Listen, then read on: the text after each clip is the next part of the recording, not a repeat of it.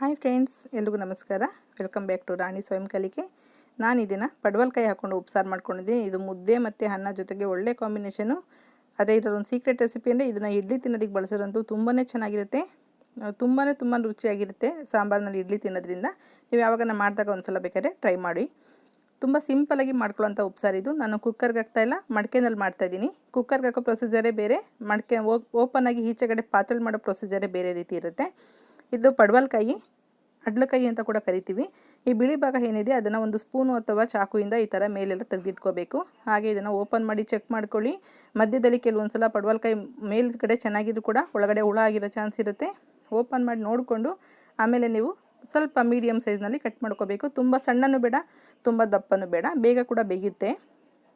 ಹಾಗೆ ಒಂದು ಟೊಮೊಟೊ ತೊಗೊಂಡಿದ್ದೀನಿ. ಟೊಮೊಟೊ ಕೂಡ ಚೆನ್ನಾಗಿದೆ ಅಂತ ಚೆಕ್ ಮಾಡ್ಕೊಳ್ಳಿ. ಯಾವತ್ತೂ ಉಂಡೆ ಟೊಮೊಟೊಗಳನ್ನ ಉಪಯೋಗಿಸ್ಕೋಬೇಡಿ. ಹಾಗೆ ಒಂದು ಅರ್ಧ ಕಪ್ಪಷ್ಟು ಬೇಳೆ ತೊಗೊಂಡು ತೊಗರಿಬೇಳೆನ 10 ನಿಮಿಷ ನೆನೆಸಿಟ್ಕೊಂಡಿದ್ದೀನಿ. ಈಗ ಮಡಿಕೆಯಲ್ಲಿ ನೀರು ಕುದೀತಾ ಇದೆ. ನಾನಿಲ್ಲಿ ಟೋಟಲ್ 1 ಲೀಟ್ರ್ ನೀರು ತೊಗೊಂಡಿದ್ದೀನಿ. ಕುಕ್ಕರ್ನಲ್ಲಿ ಮಾಡೋದಿದ್ರೆ ನೀವು ಅರ್ಧ ಲೀಟ್ರ್ ನೀರು ಹಾಕೊಳ್ಳಿ ಸಾಕು. ಓಪನಾಗಿ ಬೇಯೋದ್ರಿಂದ ಇದು ಕುದೀತಾ ನೀರು ಪ್ರಮಾಣ ಕಡಿಮೆ ಆಗುತ್ತೆ. ಹಾಗಾಗಿ ನಾನಿಲ್ಲಿ 1 ಲೀಟ್ರಷ್ಟು ನೀರು ತೊಗೊಂಡಿದ್ದೀನಿ. ಈ ಬೇಳೆ ಹಾಕಿದಾಗ ಈ ಥರ ಬಿಳಿ ನೊರೆ ಬರುತ್ತೆ. ಸ್ವಲ್ಪ ಆದಷ್ಟು ಆ ನೊರೆನ ಈ ಥರ ಸ್ಟವ್ ಕಡಿಮೆ ಮಾಡಿಕೊಂಡ್ರೆ ಒಂದು ಸೈಡ್ ಎಲ್ಲ ಬರುತ್ತೆ, ಅದನ್ನೆಲ್ಲ ತೆಗೆದು ಬಿಸಾಡ್ಕೊಳ್ಳಿ. ಈಗ ಬೇಗ ಬೇಳೆ ಬೇಯಬೇಕು ಮತ್ತು ಉಪ್ಪು ಬರಬಾರ್ದು ಅಂದರೆ ಒಂದು ಅರ್ಧ ಸ್ಪೂನಷ್ಟು ಅಡುಗೆ ಎಣ್ಣೆ ಏನು ಉಪಯೋಗಿಸ್ತೀರಾ ಅದನ್ನು ಹಾಕ್ಕೊಳ್ಬೋದು. ಹಾಕ್ಬಿಟ್ಟು ಒಂದು ಅರ್ಧ ಪ್ಲೇಟ್ ಮುಚ್ಚಿ ಈ ರೀತಿ ಬೇಯಿಸ್ಕೋಬೇಕಾಗುತ್ತೆ. ನೀವು ಸಿಮ್ಮಲ್ಲೇ ಬೇಯಿಸ್ಕೊಳ್ಳಿ ಸಾಕು. ಈಗ ಬೇಳೆ ಬೆಂದಿದೆಯಾ ಸ್ವಲ್ಪ ಚೆಕ್ ಮಾಡ್ಕೊಳ್ಳಿ. ಒಂದು ಅರ್ಧ ಬೆಂದಿರಬೇಕು ಬೇಳೆ, ಆಮೇಲೆ ತರಕಾರಿಗಳು ಹಾಕೋಬೇಕಾಗುತ್ತೆ. ನೋಡಿ ಈ ಥರ ಕಟ್ ಆಗ್ತಾಯಿದೆ. ತುಂಬ ಬೆಂದಮೇಲೆ ತರಕಾರಿ ಹಾಕ್ಕೊಂಡ್ರೆ ಬೇಳೆ ಪೂರ್ತಿ ಬೆಂದೋಗುತ್ತೆ, ನಮಗೆ ಪಲ್ಯಕ್ಕೆ ಕಾಳು ಸಿಗಲ್ಲ. ಹಾಗಾಗಿ ಸ್ವಲ್ಪ ಬೆಂದರೆ ಸಾಕು, ಒಂದು 10 ನಿಮಿಷ ಬೆಂದರೆ ಸಾಕು ಬೇಳೆ. ಆವಾಗ ತರಕಾರಿ ಹಾಕ್ಕೊಳ್ಳಿ. ತರಕಾರಿ ಜೊತೆ ಕೂಡ ಬೇಳೆ ಬೇಯಬೇಕಾಗುತ್ತೆ. ನಾನಿಲ್ಲಿ ಪಡವಲಕಾಯಿ ಮೇಲ್ಗಡೆ ಎಲ್ಲ ಹುರಿದ್ಬಿಟ್ಟು ಸಣ್ಣದಾಗೆಲ್ಲ ಹೆಚ್ಕೊಂಡು ತೊಳ್ಕೊಂಡು ಆಮೇಲೆ ಹೆಚ್ಕೊಂಡು ಹಾಕ್ಕೊಂಡಿರೋಂಥದ್ದು. ತೊಳೆದೂ ಚೆನ್ನಾಗಿ ಉಪಯೋಗಿಸ್ಕೊಳ್ಳಿ. ಈಗ ಚೆನ್ನಾಗಿ ಬೇಯ್ತಾ ಇದೆ. ಕಾಯಿ ಬೇಯೋಷ್ಟರಲ್ಲಿ ನಾವು ಮೊದಲೇ ಟೊಮೊಟೊ ಹಾಕಿದ್ವಲ್ಲ, 2 ಭಾಗ ಮಾಡಿ ಆ ಟೊಮೊಟೊನ ಈಚೆ ತೊಗೊಳ್ಳೋಣ. ಟೊಮೊಟೊ ಸ್ವಲ್ಪ ಸಾಫ್ಟ್ ಬೆಂದರೆ ಸಾಕು, ಒಂದು 5 ನಿಮಿಷ ಬೆಂದರೆ ಸಾಕು. ನೀವು ಕಾಯಿ ಹಾಕೋದಕ್ಕಿಂತ ಮುಂಚೆನೇ ಕೂಡ ತೊಗೊಳ್ಬೋದು ಇದನ್ನು. ಈ ಟೊಮೊಟೊನ ನೀವು ಸಣ್ಣದಾಗಿ ಕಟ್ ಮಾಡಿ ಕೂಡ ಹಾಕ್ಕೊಳ್ಬೋದು. ಅದೇ ಪಲ್ಯ ಮಾಡಬೇಕಾದ್ರೆ ಪಲ್ಯ ಜೊತೆ ಟೊಮೊಟೊ ಮಿಕ್ಸ್ ಆಗುತ್ತೆ. ನಿಮ್ಗೆ ಆ ಥರ ಇಷ್ಟ ಆಗಲ್ಲ, ಸಪ್ರೇಟಾಗಿ ಮಾಡ್ಕೊತೀವಿ ಅನ್ನೋದಾದರೆ ಈ ಥರ ಹೊರಗಡೆ ತೊಗೊಂಡು ನೀವು ಸಪ್ರೇಟಾಗಿ ಅದನ್ನು ಸ್ಮ್ಯಾಶ್ ಮಾಡ್ಕೊಳ್ಬೋದು. ಬೇಳೆ ನೋಡಿ ಒಂದು ಸ್ವಲ್ಪ ಎಣ್ಣೆಯಾಗಿ ಬೇಯಿಸೋದ್ರಿಂದ ಇಷ್ಟು ಚೆನ್ನಾಗಿ ರಸ ಬಿಡುತ್ತೆ. ಎಷ್ಟು ಚೆನ್ನಾಗಿ ಕಲರ್ ಕಾಣ್ತಿದೆ. ಬೇಳೆ ಕಾಯಿ ಅಷ್ಟೇ ಹಾಕಿರೋದು, ಅದಕ್ಕೆ ಬೇರೆ ಏನು ಮಿಕ್ಸ್ ಮಾಡಿಲ್ಲ. ಸ್ವಲ್ಪ ಕಾಯಿ ಒಂದು 3/4 ಭಾಗ ಬೆಂದ ಮೇಲೆ ಯಾವುದೇ ತರಕಾರಿಗಳಾಗಲಿ ಸ್ವಲ್ಪ ಬೆಂದ ಮೇಲೆ ಉಪ್ಪು ಹಾಕಬೇಕು. ಹೊರಗಡೆ ಪಾತ್ರೆಯಲ್ಲಿ ಮೊದಲೇ ಉಪ್ಪು ಹಾಕಿದ್ರೆ ಬೇಯೋದಿಲ್ಲ. ಕುಕ್ಕರ್ ರೀತಿ ಅಲ್ಲ ಇದು. ಮೇಲ್ಗಡೆ ಟೊಮೊಟೊನ ಸ್ವಲ್ಪ ಸಿಪ್ಪೆ ತೊಗೊಂಡು ಸ್ವಲ್ಪ ಈ ಥರ ಸ್ಮ್ಯಾಶ್ ಮಾಡ್ಕೊಳ್ತಿದ್ದೀನಿ. ಅದನ್ನೊಂದು ಬೌಲ್ಗೆ ಹಾಕ್ಕೊಳ್ತಾ ಇದ್ದೀನಿ. ನಾನು ಆವಾಗಲೇ ಹೇಳ್ದಂಗೆ ನೀವು ಸಣ್ಣದಾಗಿ ಕಟ್ ಮಾಡಿ ಕೂಡ ನೀವು ಬೇಳೆ ಜೊತೆಗೆ ಹಾಕ್ಕೊಳ್ಬೋದು, ಅಥವಾ ಈ ಥರ ಮಾಡಿ ಕೂಡ ಈಚೆ ತೊಗೊಳ್ಬೋದು. ಸ್ವಲ್ಪ ಕೊತ್ತಂಬರಿ ಸೊಪ್ಪು ಒಂದು ಅರ್ಧ ಸ್ಪೂನಷ್ಟು, ಹಾಗೆ 1 ಸ್ಪೂನಷ್ಟು ಉಪ್ಸಾರು ಖಾರ ಹಾಕ್ಕೊಂಡು ಮಿಕ್ಸ್ ಮಾಡ್ಕೊಂಡಿದ್ದೀನಿ. ಇದಕ್ಕೆ ನಾವು ಇದೆಲ್ಲ ಬಸಿಬೇಕಲ್ಲ, ಆವಾಗ ಬಸಿದಾಗ ಸಾಂಬಾರ್ಗೆ ಮಿಕ್ಸ್ ಆಗುತ್ತೆ ಅದು. ಈಗ ತರಕಾರಿ ಮತ್ತು ಕಾಳು ಬೆಂದಿದೆಯಾ ನೋಡ್ಕೊಳ್ಳಿ. ಒಂದು 80% ಬೆಂದರೆ ಸಾಕು. ತುಂಬ ಪೂರ್ತಿ 100% ಬೇಯಿಸ್ಬಿಟ್ಟು ನೀವು ಪಲ್ಯ ಮಾಡೋಷ್ಟರಲ್ಲಿ ಅದು ಮುದ್ದೆ ಥರ ಆಗಿಬಿಡುತ್ತೆ. ಪಲ್ಯ ಚೆನ್ನಾಗಾಗಲ್ಲ. ಈ ಥರ ಉಡಿ ಇರಬೇಕು ಸ್ವಲ್ಪ ಬೇಯಿಸಿದಾಗ. ಏಕೆಂದರೆ ಪಲ್ಯದಲ್ಲಿ ಕೂಡ ಒಂದು 2-3 ನಿಮಿಷ ಅದು ಫ್ರೈ ಆಗೋದ್ರಿಂದ ಕರೆಕ್ಟ್ ಹದದಲ್ಲಿ ಇರುತ್ತೆ ಪಲ್ಯ ತಿನ್ನೋದಕ್ಕೆ.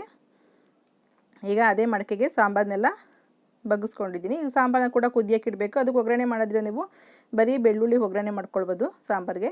ಇಲ್ಲಾಂದರೆ ಹೀಗೇ ಕೊತ್ತಂಬರಿ ಸೊಪ್ಪು ಮತ್ತು ಟೊಮೊಟೊ ಉಪ್ಸಾರು ಖಾರ ಎಲ್ಲ ಹಾಕಿದ್ದೀವಲ್ಲ, 1-2 ನಿಮಿಷ ಕುದಿಸ್ಕೊಂಡು ಕೂಡ ಸಾಂಬಾರು ರೆಡಿ ಆಗುತ್ತೆ. ಈಗ ಈ ಥರ ಸ್ವಲ್ಪ ಹಾರಾಕೊಳ್ಳಿ, ಸ್ವಲ್ಪ ಪ್ರೆಸ್ ಮಾಡಿ ನೀರೆಲ್ಲ ತೆಗೆದಿಟ್ಕೊಳ್ಳಿ ಪಲ್ಯದಲ್ಲಿ. ನಾನಿಲ್ಲಿ 1 ಗೆಡ್ಡೆ ಈರುಳ್ಳಿ, 2 ಹಸಿಮೆಣಸಿನಕಾಯಿ, ಕಾಯಿ ತುರಿ ತೊಗೊಂಡಿದ್ದೀನಿ ಒಗ್ಗರಣೆಗೆ. ನಾನಿಲ್ಲಿ ಪಾತ್ರೆಗೆ ಕಾಳು ಒಗ್ಗರಣೆ ಮಾಡ್ಕೋಬೇಕು. ಅದಕ್ಕಿಂತ ಮುಂಚೆ ಉಪ್ಸಾರಿಗೆ ಒಂದು ಸ್ವಲ್ಪ ಬೆಳ್ಳುಳ್ಳಿನ ಒಗ್ಗರಣೆ ಮಾಡಿಕೊಂಡು ಸಾಂಬಾರಿಗೆ ಮಿಕ್ಸ್ ಮಾಡ್ಕೊಳ್ತಿದ್ದೀನಿ. ಒಂದೇ ಪಾತ್ರೆಯಲ್ಲಿ 2 ಆಗುತ್ತೆ. ಈಗ ಈ ಸಾಂಬಾರನ್ನ ಒಂದು ಸೈಡ್ ಕುದಿಯೋದಕ್ಕೆ ಇಡೋಣ. ಈಗ ಅದೇ ಪಾತ್ರೆಯಲ್ಲಿ ಕಾಳು ಒಗ್ಗರಣೆ ಮಾಡ್ಕೊಳ್ಳೋಣ. ಬೆಳ್ಳುಳ್ಳಿ ಫ್ರೈ ಮಾಡಿದ್ವಲ್ಲ, ಅದೇ ಪಾತ್ರೆಗೆ 2 ಸ್ಪೂನಷ್ಟು ಎಣ್ಣೆ ಹಾಕ್ಕೊಂಡು 1 ಗೆಡ್ಡೆ ಈರುಳ್ಳಿ ಹಾಕ್ಕೊಂಡು ಹಾಗೆ 2 ಉದ್ದಕ್ಕೆ ಸೀಳಿದಂಥ ಹಸಿಮೆಣಸಿನ್ಕಾಯಿನ ಹಾಕ್ಕೊಂಡು ಫ್ರೈ ಮಾಡ್ಕೊಳ್ತಿದ್ದೀನಿ. ಇದು ಪಲ್ಯ ಮಾಡೋದಕ್ಕೆ. ಈರುಳ್ಳಿಗೆ ಎಷ್ಟು ಬೇಕಾಗುತ್ತೆ ನೋಡ್ಕೊಂಡು ಉಪ್ಪು ಹಾಕ್ಕೊಳ್ಳಿ. ಪಲ್ಯನ ಕೂಡ ಒಂದು ಸಲ ಟೇಸ್ಟ್ ನೋಡಿ. ಪಲ್ಯ ಏನಾದ್ರು ಸಪ್ಪೆ ಅನಿಸಿದ್ರೆ ನೀವು ಜಾಸ್ತಿ ಉಪ್ಪನ್ನ ಇವಾಗ ಈರುಳ್ಳಿ ಜೊತೆಗೆ ಹಾಕ್ಕೊಳ್ಬೋದು, ಅಥವಾ ಪಲ್ಯನೇ ಉಪ್ಪಾಗಿದ್ದರೆ ಈರುಳ್ಳಿಗೆ ಉಪ್ಪು ಹಾಕೋದು ಬೇಡ. ಈಗ ಈರುಳ್ಳಿ 1-2 ನಿಮಿಷ ಫ್ರೈ ಆದಮೇಲೆ ಇದಕ್ಕೆ ಸ್ವಲ್ಪ ಹಸಿ ತೆಂಗಿನಕಾಯಿ ತುರಿ 1-2-3 ಸ್ಪೂನಷ್ಟು ಹಾಕ್ಕೊಂಡು ಫ್ರೈ ಮಾಡ್ಕೊಳ್ತಿದ್ದೀನಿ. ಈಗ ತೆಂಗಿನಕಾಯಿ ತುರಿ ಕೂಡ 1-2 ನಿಮಿಷ ಫ್ರೈ ಆದಮೇಲೆ ಬಸ್ತಿ ಇಟ್ಕೊಂಡಿದ್ವಲ್ಲ ಬೇಳೆ ಮತ್ತು ಪಡವಲಕಾಯಿ ಮಿಶ್ರಣ, ಇದನ್ನು ಹಾಕ್ಕೊಳ್ತಾ ಇದ್ದೀನಿ. ಇದೇ ರೀತಿ ಹೀರೆಕಾಯಿ, ಬೀನ್ಸು, ಬದನೆಕಾಯಿ ಎಲ್ಲ ಕೂಡ ಹಾಕ್ಕೊಂಡು ಮಾಡ್ಕೊಳ್ಬೋದು, ಚೆನ್ನಾಗಿರುತ್ತೆ. Same procedure. ತರಕಾರಿಗಳು ಮಾತ್ರ ಮಿಕ್ಸ್ ಬೇರೆ ಚೇಂಜ್ ಮಾಡ್ಕೊಳ್ಳೋಂಥದ್ದು. ಈಗ ಪಲ್ಯನೂ ಕೂಡ ಸಿಮ್ ಮಾಡಿ 1-2 ನಿಮಿಷ ಫ್ರೈ ಮಾಡ್ಕೋಬೇಕು. ಸಾಂಬಾರು ಕೂಡ ನೋಡಿ ಕುದೀತಾ ಇದೆ. ಪಲ್ಯ ಮಿಕ್ಸ್ ಮಾಡಿದ ತಕ್ಷಣ ಸ್ಟವ್ ಆಫ್ ಮಾಡಬೇಡಿ. ಲೋ ಫ್ಲೇಮ್ ಮಾಡಿಬಿಟ್ಟು ಒಂದು 2ರಿಂದ 3 ನಿಮಿಷದಷ್ಟು ಪ್ಲೇಟ್ ಮುಚ್ಚಿಬಿಟ್ಟು ಹಾಗೆ ಬಿಡಿ. ಆವಾಗ ಪಲ್ಯ ಪೂರ್ತಿ ಈರುಳ್ಳಿ ಹಸಿಮೆಣ್ಸಿನ್ಕಾಯಿಂದೆಲ್ಲ ಏನು ಫ್ಲೇವರ್ ಇತ್ತು ಅದನ್ನೆಲ್ಲ ಅಬ್ಸರ್ವ್ ಮಾಡ್ಕೊಳ್ಳುತ್ತೆ. ಸ್ವಲ್ಪ ಕೊತ್ತಂಬರಿ ಸೊಪ್ಪು ಹಾಕ್ಕೊಂಡು ಸ್ಟವ್ ಮಿಕ್ಸ್ ಮಾಡಿಬಿಟ್ಟು ಸ್ಟವ್ ಆಫ್ ಮಾಡ್ತೀನಿ. ಪಲ್ಯ ಸಾಂಬಾರು ಎರಡೂ ರೆಡಿ ಆಯಿತು ನೋಡಿ. ಉಪ್ಸಾರು ರೆಡಿಯಾಗಿದೆ.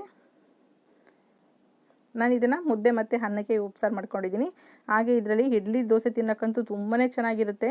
ಇಡ್ಲಿ ಇತ್ತು ಅಂತೇಳಿ ಇದರಲ್ಲಿ ಟೇಸ್ಟ್ ನೋಡಿದ್ವಿ, ತುಂಬ ಚೆನ್ನಾಗಿರುತ್ತೆ. ಸಾಂಬಾರು ಬೇರೆ ಚಟ್ನಿಗಳಿಗಿಂತ ಇಡ್ಲಿಗೆ ನನಗೆ ಈ ಉಪ್ಸಾರೇ ತುಂಬಾ ಇಷ್ಟ ಆಗಿದ್ದು. ನೀವು ಕೂಡ ಯಾವಾಗನ ಉಪ್ಸಾರು ಮಾಡಿದ್ರೆ ಯಾವುದನ್ನು ಉಪ್ಸಾರು ಆಗ್ಬೋದು ಟ್ರೈ ಮಾಡಿ. ನಾನು ಟೊಮೊಟೊ ಹಾಕ್ಕೊಂಡಿದ್ದೀನಿ, ಹಾಗಾಗಿ ನಿಂಬೆಹಣ್ಣನ್ನು ಬಳಸ್ತಾ ಇಲ್ಲ. ನೀವು ಟೊಮೊಟೊ ಬೇಡ ಅಂದರೆ ನಿಂಬೆಹಣ್ಣು ರಸ ಹಾಕ್ಕೊಳ್ಬೋದು. ಓಕೆ ಫ್ರೆಂಡ್ಸ್, ಈ ಉಪ್ಸಾರು ಇಷ್ಟ ಆಗಿದೆ ನೀವು ಒಂದ್ಸಲ ಟ್ರೈ ಮಾಡಿ. ನಿಮಗೂ ಇಷ್ಟ ಆದರೆ ಲೈಕ್ ಮಾಡೋದನ್ನ ಮರಿಬೇಡಿ. Okay bye, thank you.